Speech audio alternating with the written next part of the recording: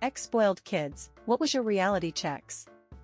Seeing my friends and in-laws struggle to afford extracurriculars for their kids. Growing up in a high-income area, everyone I knew, myself and my siblings included, participated in activities like Girl Scouts, dance, gymnastics, soccer, softball, etc. There was never any question of affordability, and uniforms and gear were always purchased brand new. Now I see parents in my age group, early 30s, only being able to afford one, maybe two extracurricular activities per year. Girl Scouts, gymnastics, and clubs like the YMCA are too expensive. Dance classes for my niece were gifted as a birthday present and leotards were purchased used from thrift stores. She can't do gymnastics because it's way too expensive. Definitely made me feel privileged and somewhat ashamed at how I took those opportunities for granted. My partner and his siblings never did anything outside of the included school activities due to their family being tight on money growing up. His siblings with kids want to give their kids more than they had, but it's so expensive. I had a few reality checks. The first major one was during a Christmas gathering where my nephew received 2 new PlayStation consoles and 1 new Xbox console. The idea was to send a PlayStation to each parent's house as they were separated. His comment was, "Is that it?" The amount of red that I saw was insane. I was a spoiled brat, but I never made a comment quite like that. Made me realize how insufferable it is to be around a spoiled brat. Second was when my mom had a stroke. Found out she took out a lot of loans in secret to afford a lifestyle facade. I was used to my mom fixing all my problems, whether it be monetary or education-based. We were told my mom would have 48 hours to live. Needless to say, I sobered up quickly and got my shit together. Nearly 9 years later, and both mom and I are doing great. I was late to the game when it came to applying for colleges my senior year of high school, so when I accepted to go to a school 8 hours away from my hometown, I had missed the deadline to apply for a dorm or nearby apartment. I ended up living in a house 4 miles away from campus with no car, and with the nearest bus stop being a 30-minute walk through tall grass next to a busy street with no sidewalks. I missed my bus the very first day of class and started sobbing. I called my mom and she empathized, but there was nothing she could do. That was the day I realized I had to start figuring things out on own and life would no longer be easy. I am the second child who got everything he wanted. My sister was the one to compromise everything for me. I wanted a new phone, I got it. I wanted a new computer, I got that too. Basically everything I wanted I got it, while my sister was still using her old stuff. Now comes the part where at some point I realized this is wrong. When I go over memories of me getting the stuff I wanted, my sister's eyes pop up, and they look sad. Man, I ruined her childhood. I just want to roll into a ball and cry. Not for me, but for her. I was a horrible brother, we fought a lot and everything had to go my way. We are grown-ups now, and every now and then when I look at her I feel shame. She has a beautiful family and is doing financially light years better than me. I'm so happy that she's getting everything she wants, but I know I will never get rid of the shame of what a spoiled kid I was. Had older siblings, growing up, that left the house for college around the time we moved to South America. Spent my preteens and teenage years living in a country where we had a maid and a cook, a driver, and a guy we paid to have my horse ready for my lessons.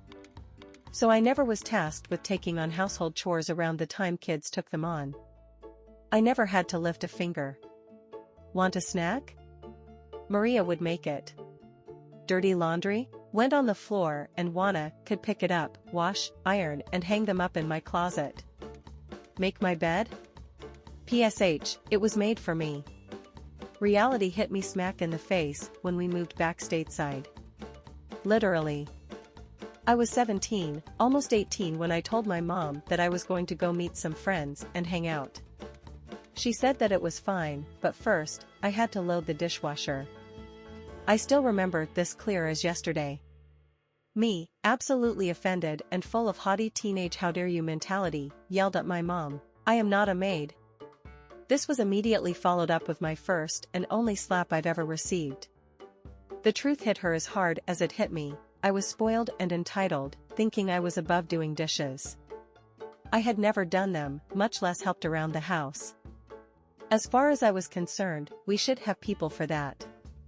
Guess who learned how to load a dishwasher? I also had to be instructed on how to turn on a vacuum. I was humbled pretty quickly. My mom apologized profusely. She felt terrible that she reacted like she did, and I forgave her pretty quickly. As far as I'm concerned, it was the eye-opener that I needed at the time. I wouldn't say I was spoiled so much as I was uneducated about money. I went from being low B student working 30 hours a week in high school and going out and partying way too much to someone whose parents were proud when I got into college, but who then asked, "So, how are you going to pay for it?" Shit, I thought you were going to pay for it? For 18 years, we'd never talked about it, lol. And I had been spending my fast food money as fast as I could make it.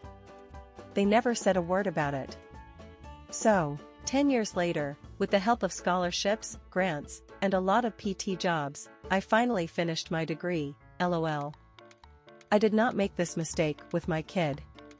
She's been saving every day of her life, and her college fund is pretty strong. Plus, she gets some scholarship money. She should graduate debt-free, and I'm so fucking proud of that. My dad stopped paying for my bills when I was around 25, and although I was working, all my income was disposable. One day I guess he said enough is enough, and I suddenly realized that my wage was barely enough to live on, let alone go out for brunch, drinks, buy designer clothes, and all the rest. Whilst I am forever appreciative of how much he helped me and for how long he supported me, I wish he had pulled back earlier. I learnt lessons later than all my peers, and when all my friends were starting to come out of min-wage jobs and beginning real careers in their mid-20s, I was plunged into freshman poverty with ramen noodles and bus riding.